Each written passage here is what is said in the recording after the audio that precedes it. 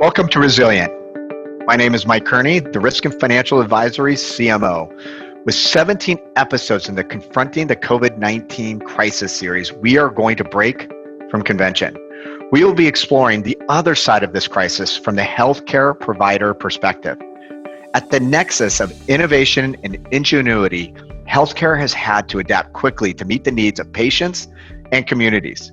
How are these frontline leaders managing through the crisis? What lessons of resilience can they share? How have they empowered frontline practitioners in this time of crisis? Today, I am honored, deeply honored, to be joined by two leaders at world-renowned healthcare institutions. Michael Dowling, CEO of Northwell Medical, and Kevin Sowers, President of Johns Hopkins Health System. I'm also pleased to have Ken Abrams join Kevin and Michael. Ken is a Deloitte Managing Director and Chief Medical Officer. They and their teams are some of the real heroes of this crisis. Let's hear what they have to say. Mike, Kevin, and Ken, welcome to Resilient.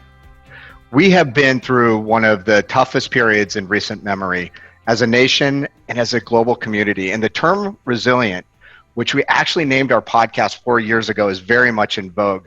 Mike and Kevin, as leaders of two of the most recognizable healthcare systems in the US, and Ken as a Deloitte leader who has been in the thick of COVID-19, I just want to start off with a question. What does resilience mean to you?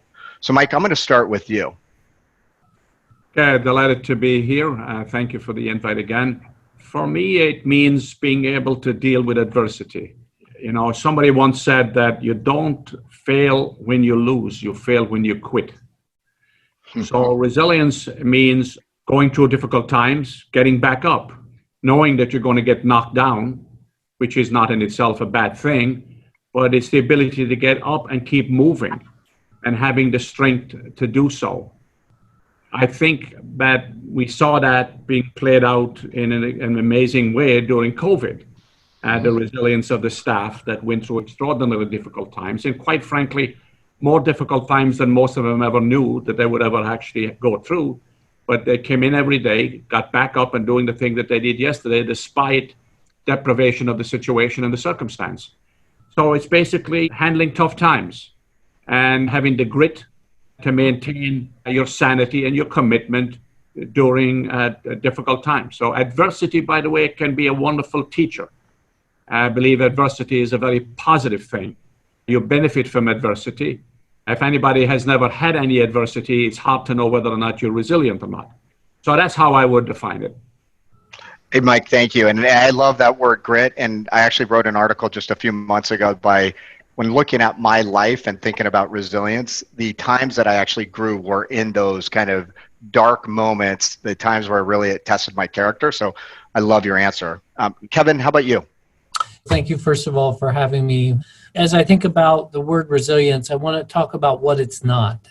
Because for a lot of people that I've spoken to in the healthcare industry, the word has become a vogue word. And because of that, many people feel that that word represents that I personally have done something to myself and I've got to fix myself. There are instances where there are things that happen in our lives, but the word resilience is not to push blame on the individual, because as we look at what Michael was saying about adversity, that's not something that we personally have control over, as I use the pandemic as an example. And it really is about how we rise above the chaos. We understand and acknowledge and respond to and manage our own emotions around that chaos. But then the real question is, how do we act on the other side of that? And how do we act in terms of taking care of ourselves, managing our own emotions, and then responding within an organization in the midst of a crisis or in the midst of chaos? And so for me, it's the ability to take care of yourself and manage all those components, but yet rise above it to lead either a group of people or an organization through very difficult and challenging times. Kevin, I love, and I've never actually heard that response before when I've asked this question about resilience, about the importance of managing your emotions. But now that I think about it just out loud, it's difficult for you to move forward and to be resilient in very difficult times if your emotions get the better of you. So I think that's a fantastic answer. Ken, what would you like to add? Well, Mike, first of all, thanks for having me join these two illustrious gentlemen who I've had the privilege of knowing for a good number of years now, and working together with them. So it's a pleasure to be here with Mike and with Kevin. Always tough to follow the two of them, but let me offer a couple of thoughts around resilience. There's an ability to demonstrate agility with your resilience. That is, you can meet adversity and be very stiff and structured in how you respond, or you can be very agile in how you respond. Part of that response is about being flexible, being able to recover, but being able to do so with compassion, and compassion for the situation that's taking place, compassion for yourself as you're going through that, and also, the compassion for others around you that are experiencing similar challenges, and how you can help them be able to recover and respond in favorable ways as opposed to potentially destructive ways. We've all had to really think about how we instill a resilient mindset with the people that we lead and that we work with. And I'd love to hear from you guys. And Kevin, I'm going to start with you this time. But how do you instill a resilient mindset in your people? Maybe the better question is actually, can you? What's your thoughts on that? So first of all, as a senior leader, you have to be able to manage your own emotions before you can effectively lead the rest of the team. Because if you become emotional and bring your emotions to the table, it will only stimulate further emotions within your team, which then leads to a non-productive place. The team will tell you that I focus primarily on listening and responding to your emotions, but as a leader, what I will respond to are the facts. And the facts are not always completely well-shaped. If I use the pandemic as an example, every day we were learning something, and sometimes every hour we were learning something new in the midst of the pandemic. And so your ability to take those facts in and understand how it's going to impact policy, how it's going to impact process and systems within your organization is critical. But if you allow fear of becoming infected or all the other emotions that come with what's happened during the pandemic, and then you layer on top of that the issues we've seen in racism and the social disparities for the African American and Latinx population during the pandemic, clearly that is a layer of emotion that we need to acknowledge and listen to, but it should not drive us. Facts should drive us as to how we need to act. And so that's the balance I use with the team. I'm always willing to listen to your emotions, but I will respond to the facts. And Kevin, I'm just curious, obviously I think what you're talking about is you lead by example. Will you communicate this way of leading in difficult times to your executive or leadership team? How do you teach others kind of this way that you have managed through the challenging times? So the team will tell you it's not uncommon for me to ask the question, are you wanting me to listen to your emotions, or are these facts that I need to understand?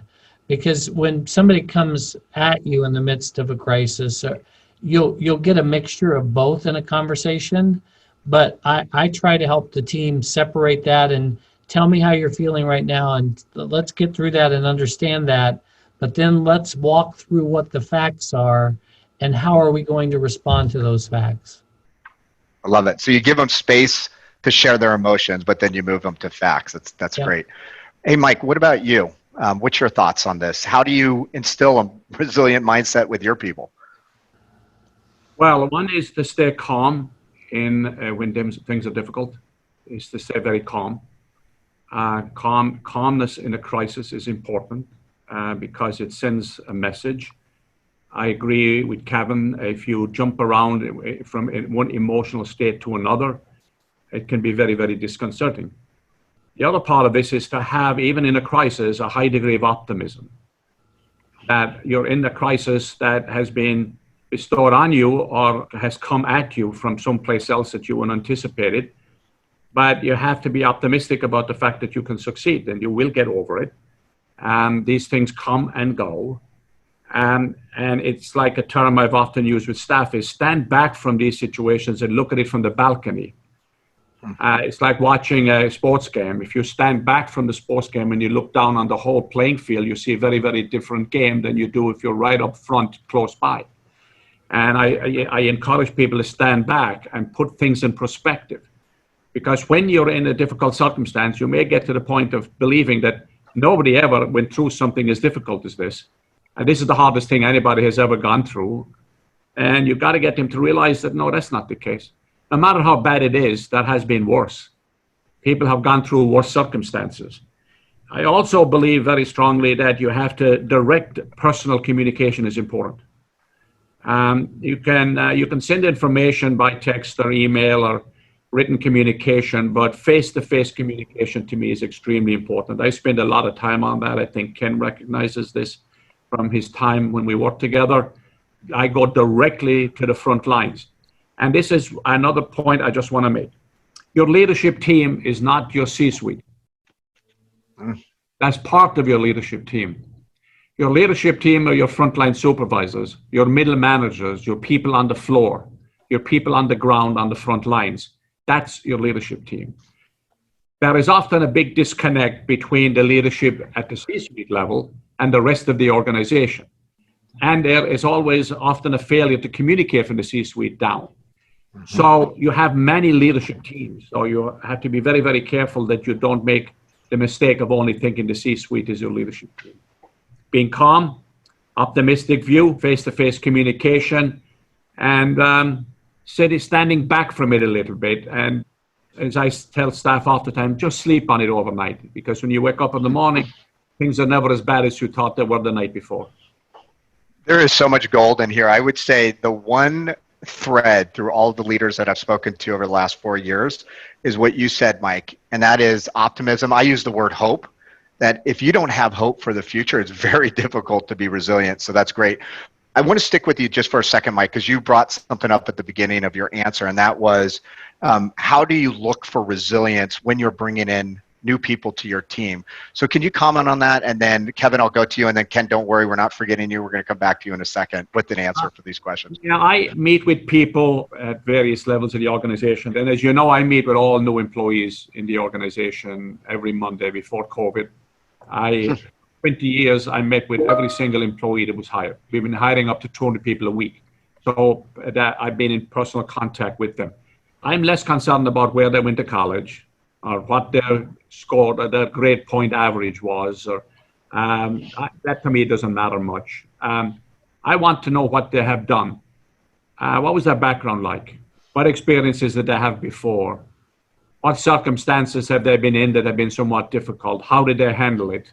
I am much more interested in the totality of the person than I am about the grades of the college, or quite frankly, just what's on a CV. It's that totality of the human being that I spend a lot of time focusing on. Can you connect with them in an emotional level? You get this gut feeling, boy, this person has got it. This person is adaptable, going back to a phrase that Ken mentioned. I love all of your answers. I'm enjoying myself so much today. The one thing that I would say is probably one of my favorite studies that I've ever seen is one of the number one indicators of success is a high school job. Yeah. Think about that, a high school job. And so when you say you look at the totality of their experiences and not necessarily just what's on their resume, that always resonated with me because that's like real life experience. And quite frankly, when I think back to my high school job, it wasn't glamorous at all. So Kevin, how about you? What's that? And it shouldn't be glamorous. It should, absolutely, it shouldn't be. Kevin, what's your thoughts on this? Do you look for resilience when you're bringing new people into your organization? So I wouldn't label it resilience. I would align with some of what Michael said, and that is, I really don't look at the CV. I look for, do they have the competencies to do the job, and can they articulate those competencies? But what's even more important to me is, do they have EQ?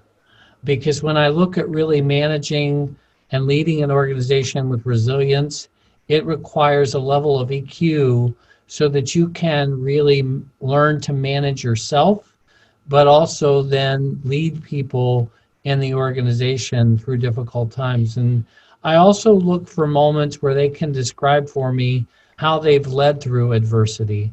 And you can learn a lot through storytelling as to what they might have done well from your perspective and what they could have managed differently. And so those are three elements that really become important to me as a part of the interview process. We have a lot of college students that listen to Resilient, and I think some of what you're giving to them is gold, because this cuts against the grain a bit as to what they expect as part of the, traditional interview and recruiting process, the things that you're looking for. So thank you for that. If we went on grades, I would not be the president of Johns Hopkins Health System, because they would have found out that I flunked Chemistry 101 my first year in nursing school. So grades, to Michael's point, does not make always for us the best leaders. I couldn't agree more. So Ken, what's your thoughts on this broader conversation about, the ability to instill a resilient mindset with people, maybe even things that you look for in people from a resilience perspective?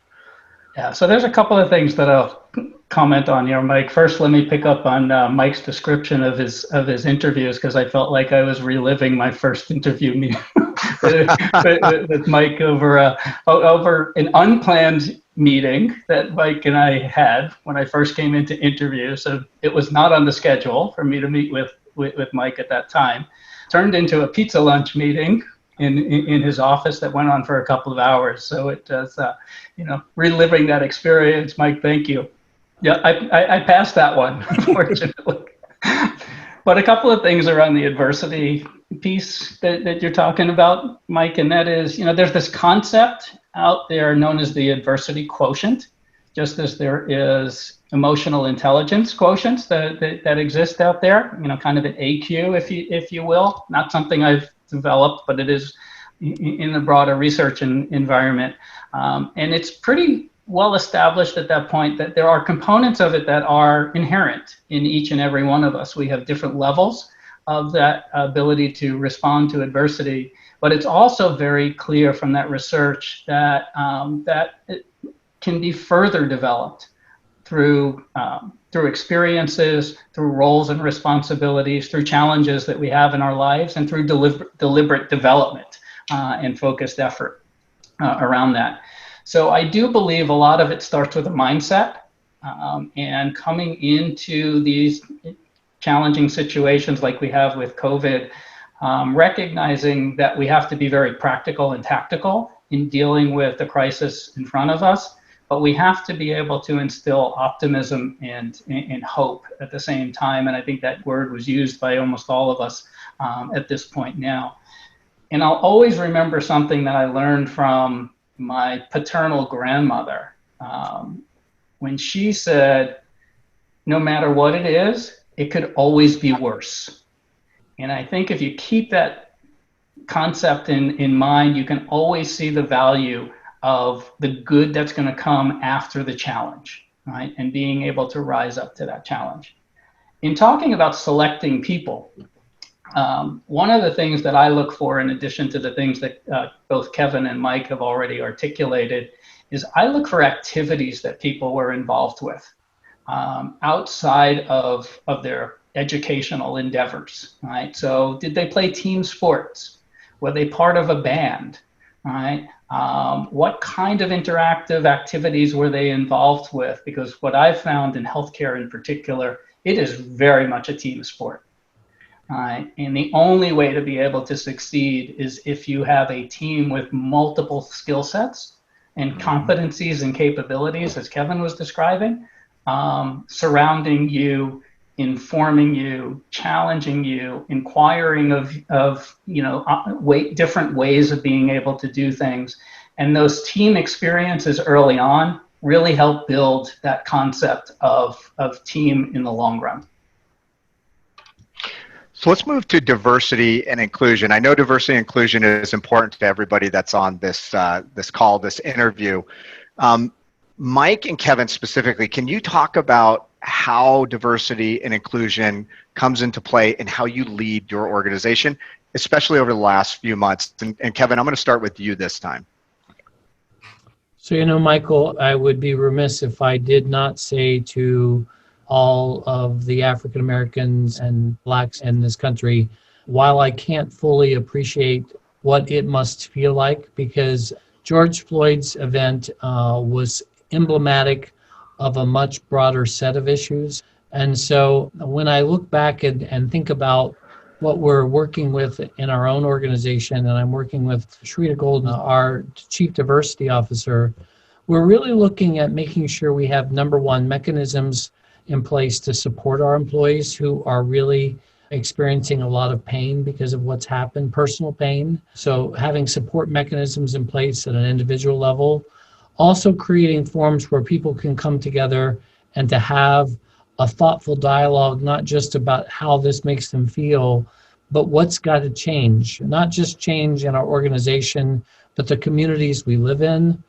I would also say that this is not a time that we look just to people of color to lead these conversations.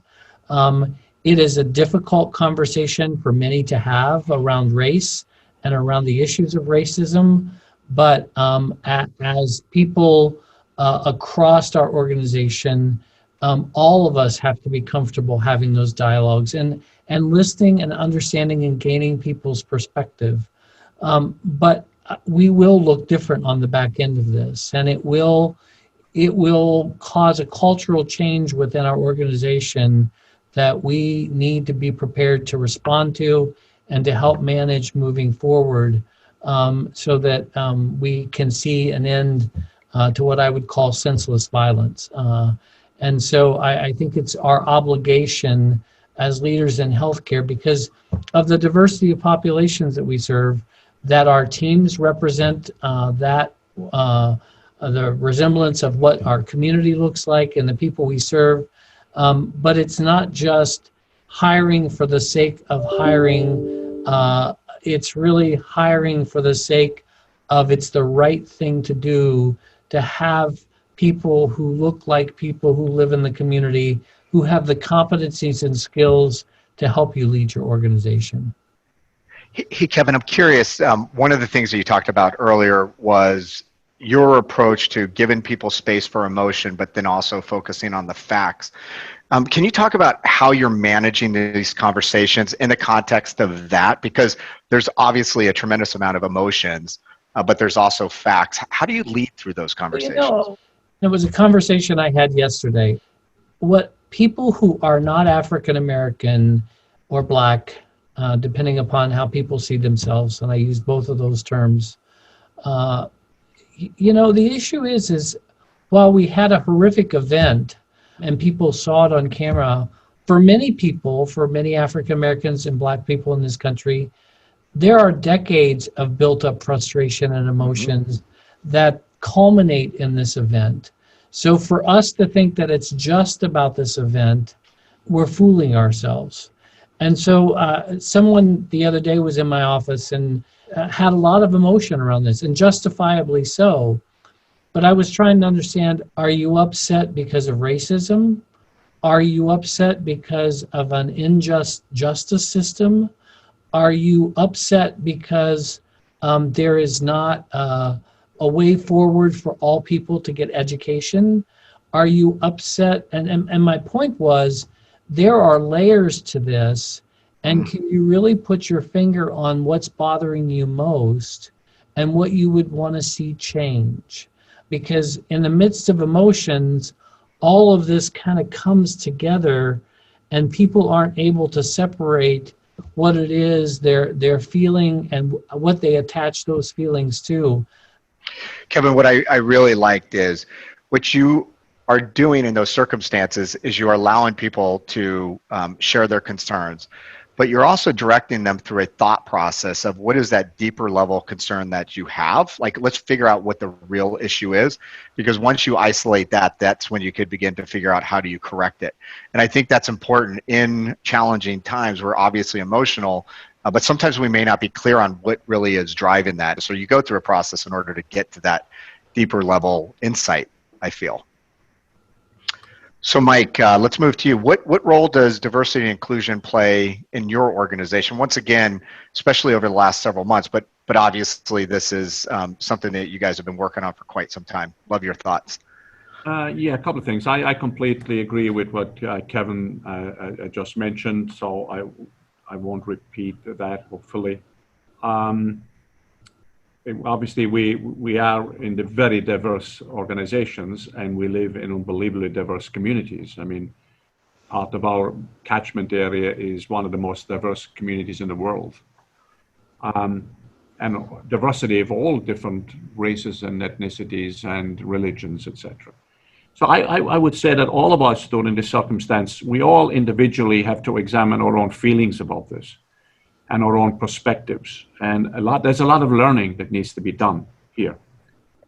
Diversity to me is also about maximizing the use of the talents of everybody in our organization. I mean, if we were to maximize the talents of everybody within organizations and the variability of talent that existed, we would be so much stronger as an organization and so much stronger as a country. We engage the talents of a lot of people, but we don't engage the talents of a lot of others. I think that point has to be strongly encouraged. Listening, by the way, is something that is very, very important. Listening to those people that we talk to, but listening to ourselves and how we talk about it. Language is important here. I was in a church earlier this morning, in a Black African-American church in Harlem, and the pastor said to me, the importance of language, because we were talking about some of these issues and the words that we use. I also think that diversity also means, to what extent are we satisfied as leaders in our organization that we are giving maximum opportunity to everybody to grow within the organization? I mean, I constantly talk to my leadership about have we really searched for the talent that exists, but we don't search. We don't mine for the gold. We kind of go on the surface and we take that which is easy to take. And I think that we have to revisit the way we engage our staff, the way we listen to our staff, the way we promote opportunity for our staff. We are going through a complete reanalysis of everything we're doing in our organization. And then I would say that there is something else. What is the responsibility of leaders like Kevin and I outside our field of healthcare in an issue like this? To what extent should we be talking more globally about more global issues? I'm not talking international, but outside of our own organizations. How do we go outside our comfort zones here? I want to go back to a comment that you made, because I'm really curious, because you talked a lot about if we were just able to use the strengths of our employees, gosh, what a great world this would be, right? And also sometimes you're picking kind of from the top and not going deeper. If you are an employee within Northwell, what would you tell that individual who maybe has incredible gifts that haven't necessarily been recognized, or they haven't had the platform to do it? What would you tell that person so that somebody could find the gold? Well, actually, this has occurred, and because we have a very participatory organization, and I'm very involved with all this stuff. So what I've told them when I come across people, or people write to me directly, employees write to me directly, I say to them, I want you communicate with me directly, you communicate with my HR person directly, or the head of your facility. And when you communicate to the head of your facility, make sure I get a CC on it. And that way you have a good sense of what's going on. Some of it can be very legitimate. Some people may have views of themselves that are not necessarily borne out by experience subsequently. But I do think that we give that kind of access. This Friday, for example, we're holding our first major forum as a response to the current crisis with our staff. And unfortunately, we have to do it through mechanisms like this. This is not the right way to do that. To me, I wish I could be in a room with 100 people, 500 people, and talk about it, or in small groups, because body language matters. It's not what you hear, it's what you see that matters. Right. And so, unfortunately, we won't be able to do that for a little while. But I strongly encourage my staff to reach down into the organization, and I encourage those that want to talk about the possibilities that they might see for themselves, reaching up through the organization. And then you've got to make sure you know those places in your organization and those people that put a damper on that kind of initiative. If they put a damper on that initiative, then you know you have somebody that you should question whether or not they should be in that role. Their leadership as CEOs of their organizations is absolutely, paramount and really profound, right? And it's fabulous to see leaders of those kind of healthcare systems really taking a stand. But I think it goes beyond that, right? And as important as it is for all of us as formal leaders in our roles to be able to address the issues of diversity and racism and other components of prejudice, it's equally important that our leaders who are on the front lines, whether that be a med-surg unit, whether that be an intensive care unit, whether that be a project team, right, or an account team for us in the firm, that we all take this issue with the same degree of sincerity and seriousness, because we're going to make the difference at the individual behavior change level, where each and every one of us has the ability to act differently, to embrace people differently than perhaps we have in the past as we look to do things better going forward. The last comment that I'll make is I think there's a word that permeates through all of this that both Mike and Kevin were talking about, and that word to me is freedom. And it's the freedom of beliefs, as both of them were talking about the importance of freedom of thought, right? That embraces and builds on diversity.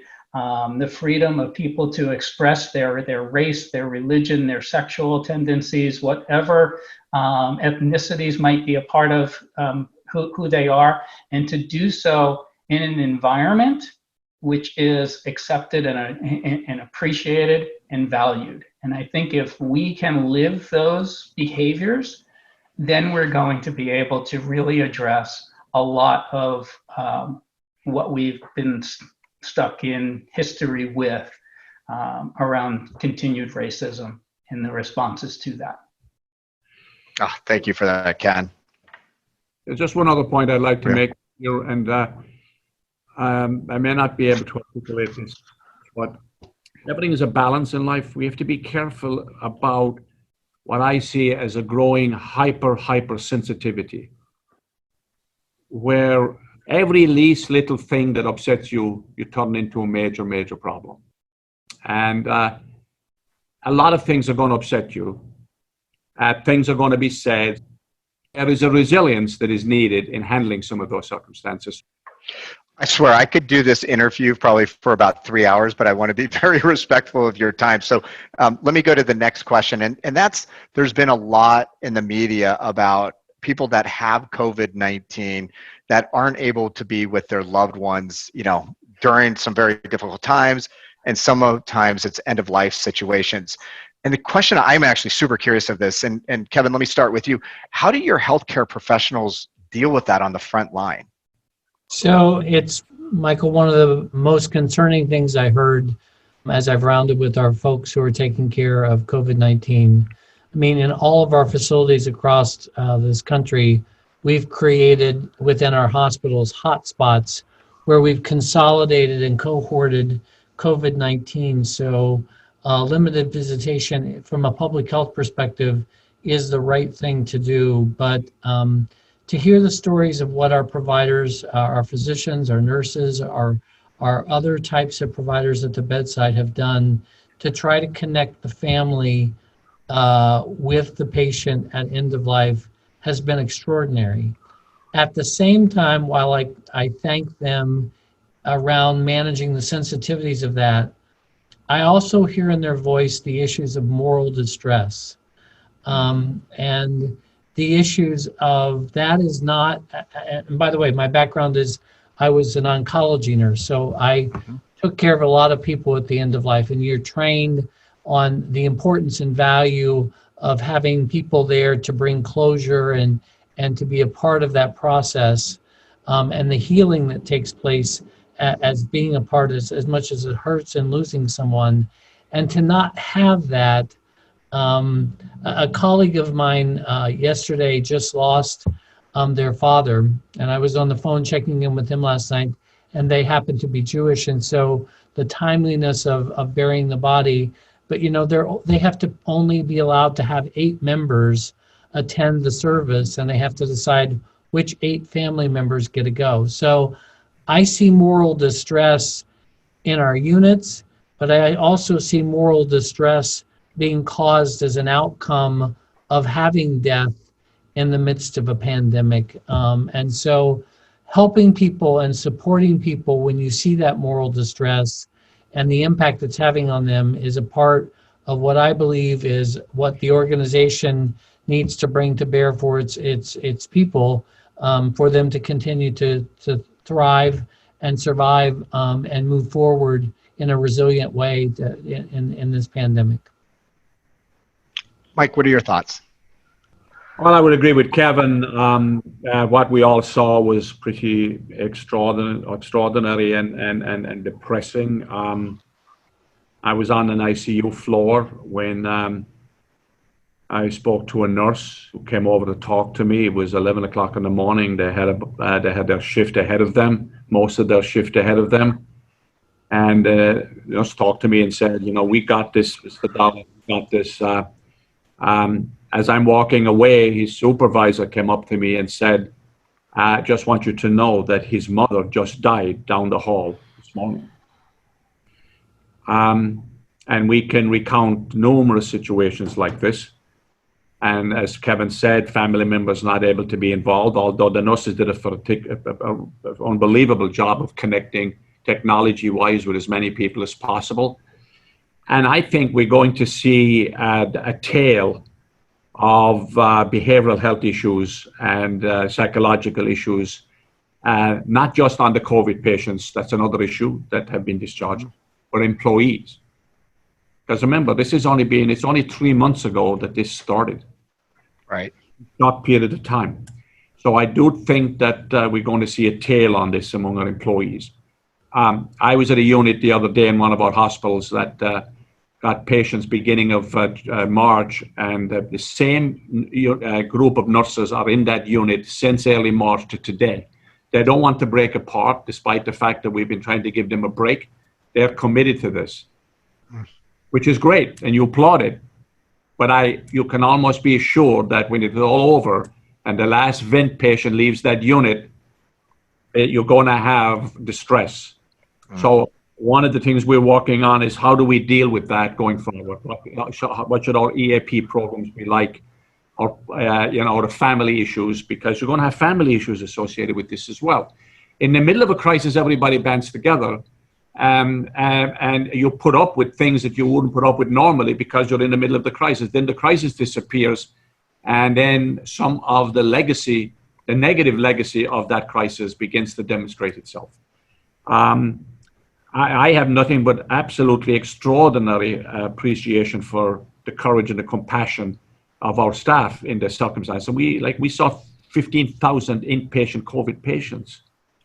And we were at the epicenter of this. But you're going to have downstream effects of this. And I just think we got to get ready. Ken, any thoughts? I'll just echo a little bit about what Michael and Kevin have both shared. And my biggest concern as we go forward is actually the residual impact that this is going to have on the clinical community. These are people who have given their heart and soul in caring in a very compassionate way for patients and their families.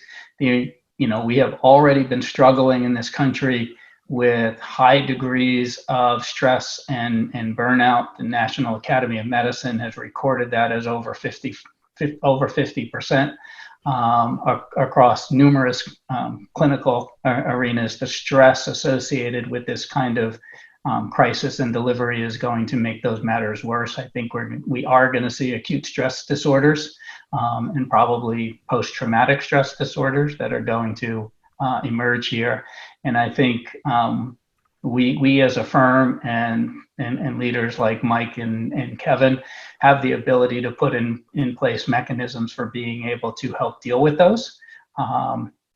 Part of it being the ability to listen and truly understand and appreciate exactly what they're going through as they go through it now and as they continue to emerge out of the back end of this crisis when it begins to abate. So let me add just one other thing here, Michael, is, we're dealing with a constellation of issues here. The massive unemployment and economic dislocation. We were very fortunate in one way in healthcare because all of our people were working during all of this.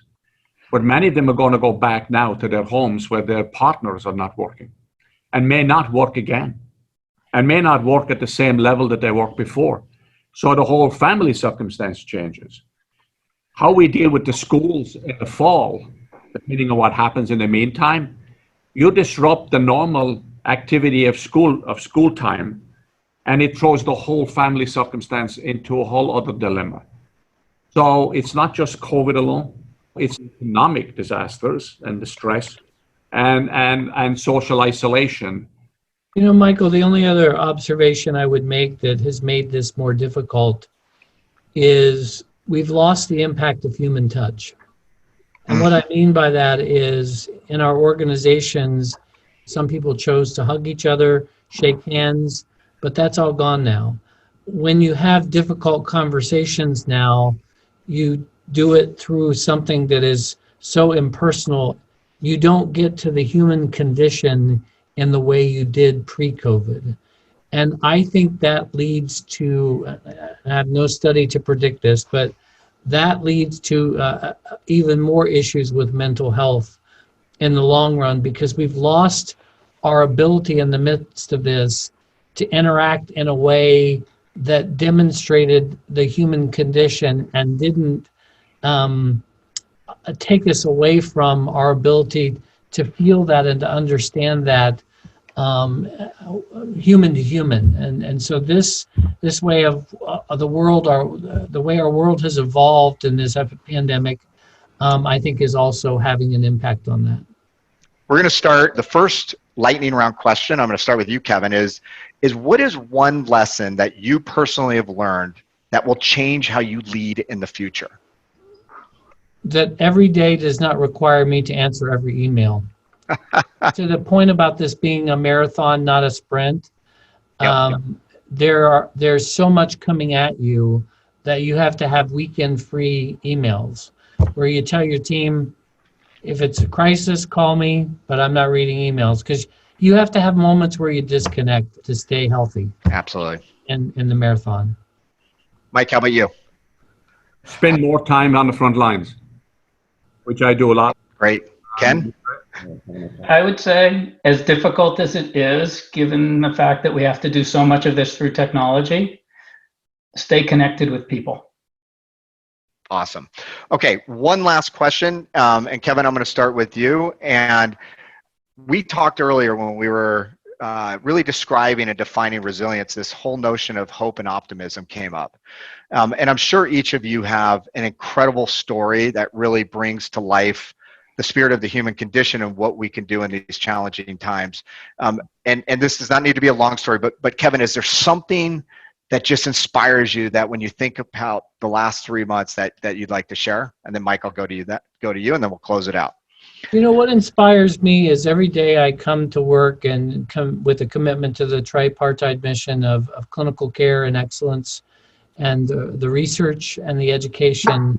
And for Hopkins, this has really been a defining moment for us and demonstrating our long-term commitment to all three. But it's one of those moments where it pulls our clinical folks together with our educators and our learners and also our researchers to really advance our understanding of the disease and the treatment of this disease. So while it's been difficult in dealing with the pandemic, it also has brought out the best in our organization and really brought the talents of our people to play an important role in the world.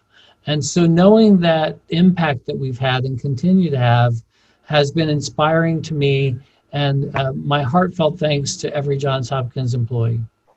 Awesome. Thank you. Mike, what's your story? We have so many, but many of our employees did extraordinary things. But to me, the one thing that stands out was the unbelievable, dramatic outpouring of public gratitude. At every one of our facilities, almost every day. You know, hospitals have been under the gun. We've been criticized. We have too many beds. We got this, that, and the other. But this outpouring of gratitude, the supplies of foods and everything else that was provided. And now the question becomes, how do we maintain that trust going forward? How do we build upon that? How do we not disappoint? The public recognized what our staff were doing. We saw it firsthand. They looked at it from the outside and they recognized it and they displayed their gratitude. That to me was just absolutely extraordinary. And it basically asks us the question of how do we now meet our obligation because of that and because of what we've done to do better tomorrow than we did yesterday. What an incredible way to end it on gratitude. So I will give my gratitude. Thank you, Kevin, Mike, and Ken. Like I said, we could have done this for hours because I probably missed half of the questions and probably could have asked about 20 follow-ups, but thank you. This has been inspirational. I always write down like little tidbits that I take away just from a leadership perspective, and this has been an education for me. So thank you. Thank you. Pleasure. Love to do it again anytime. Thank you. Thank you, Kevin, Michael, and Ken. I'm incredibly inspired by your perspectives, and I am so deeply grateful for your time and insights. We have covered a lot of topics over the last few months. We have an incredible backlog of guests that we're going to continue to bring to you, but I want to hear from you. What topics do you want to hear about? Let me know. You can hit me up on LinkedIn or Twitter. And for those who already have, thank you. It is incredibly helpful to hear from you, and it helps us prioritize which topics we bring to you next. For more insights across all aspects of COVID-19, just go to Deloitte.com on our COVID page. You can also listen to the Resilient Podcast on Apple Podcasts, SoundCloud, Stitcher, Google Play, and even Spotify. Until next time, stay safe and remain resilient.